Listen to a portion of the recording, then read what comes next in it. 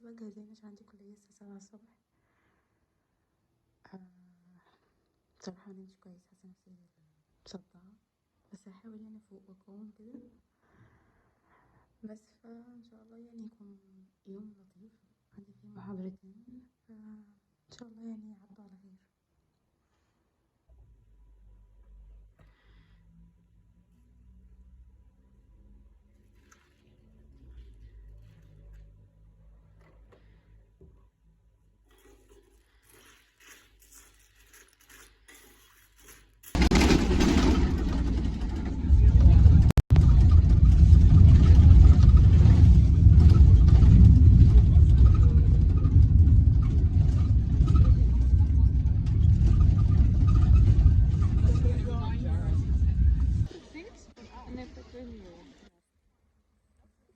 No, yeah, it's amazing actually. I mean, for amount of vegetables that now I have, it's amazing.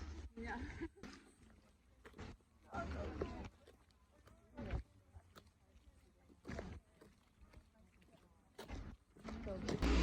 حاليا خلصنا الكلية وان شاء الله هطلع على البيت، بس غالبا قبل ما اطلع على البيت هحاول اروح سوبر ماركت اشتري شوية حاجات.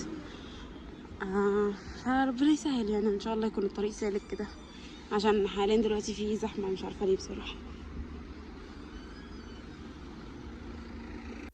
بصراحة هنا ما روحتش الجامعة على طول، يعني لقينا كرنفال فقلنا نروح ونشوف يعني الدنيا فيها ايه وكده، وبعد كده طلعت على طول على السوبر ماركت عشان اروح اشتري شوية حاجات يعني.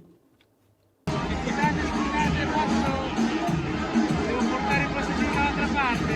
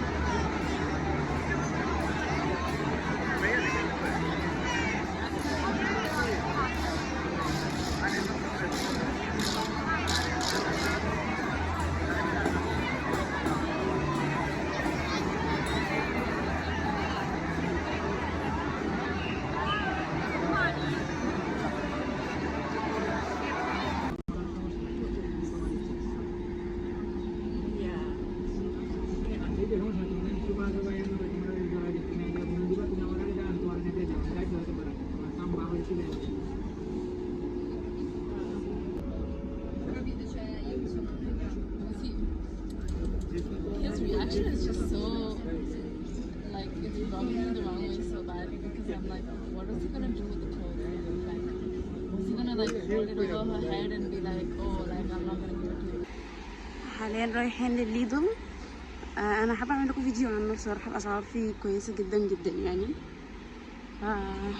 ربنا يسهل بقى وان شاء الله ونخلص شوبينج على طول ونروح على البيت.